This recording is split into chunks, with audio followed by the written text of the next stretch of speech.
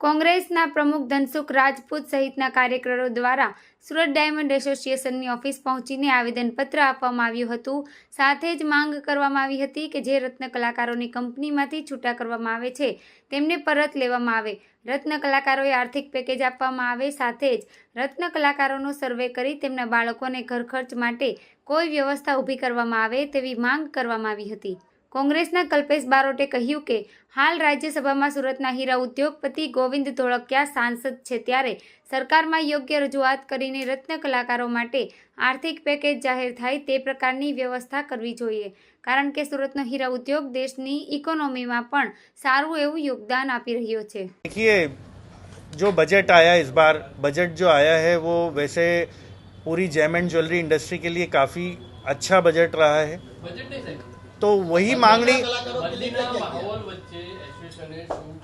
देखिए मैं आपको एक बात बताऊं कि आप कह रहे हैं बजट जो आया उसमें हमारी जो वो जो बजट आया है तो वही तो एक पूरा जो मंदी को बाहर निकालने के लिए है।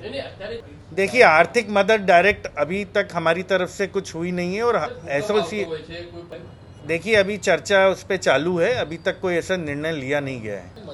हाँ, देखिए अब चर्चा चल रही है कि किस तरीके से मदद कर सकते हैं। देखिए, क्योंकि क्या है कि रत्न कलाकार काफ़ी संख्या में हैं सूरत में, अगर हम कोई भी शुरुआत करेंगे तो उसके लिए उतना फंड भी होना चाहिए। हम कुछ लोगों को ही कर पाएँ और कुछ लोगों को नहीं कर पाएँ तो वो भी जो है एक सही नहीं होगा। तो उस पर चर्चा चल रही है कि किस तरीके से करें कि जिससे उनको लाभ भी मिले। नहीं, रजूआत समय समय पर हुई है, आपके इलेक्ट्रॉनिक मीडिया के थ्रू भी हुई है, जो बजट में भी राहत पैकेज के लिए बात की गई थी।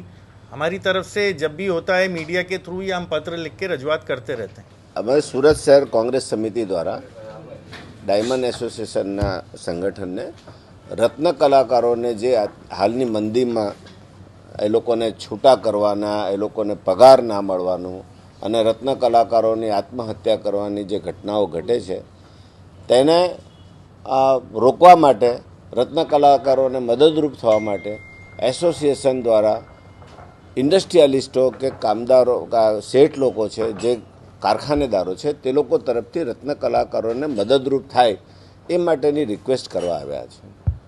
અને મને આનંદ થાય છે કે એસોસિએશન પણ ખૂબ સારી રીતે સમજે છે, રત્ન કલાકારોની સમસ્યા સમજે છે અને એમને મદદરૂપ થવા માટેની એમની ઘણી બધી તૈયારીઓ પણ બતાવી છે। અમારા સૂચનોની પણ આપલે કરી છે અને અમે જે સૂચનો કર્યા છે તે સૂચનો પણ એમને સ્વીકાર્યા છે મહદઅંશે, અને અમારા સૂચનો અને એમના વિચારો એકબીજાના મળતા આવ્યા છે। કુલ મળીને પ્રાઇમા ફેસી જો જોઈએ, કુલ મળીને સરાઉન્ડિંગ જોઈએ તો અમારો ઉદ્દેશ ફક્ત રત્ન કલાકારો આત્મહત્યા ના કરે, એમની જે આર્થિક સ્થિતિ છે, એમને જે પરિવારનું ગુજરાન ચલાવવું છે તેમાં આપણે શું મદદરૂપ થઈએ એની ચર્ચા કરી છે। એસોસિએશન પણ સંયુક્ત રીતે તૈયાર છે। કારખાનેદારો, શેઠ લોકોને એ લોકો એમના તરફથી જે પણ સૂચન કરવાના હશે એ કરશે। મારા તરફથી પણ જે વાત કરી છે તે વ્યક્તિગત સમજો કે કોંગ્રેસ તરફથી કહો, અમે પણ આ સેવામાં અમારી યોગદાન આપવા તૈયાર છીએ એવી તૈયારી બતાવી છે।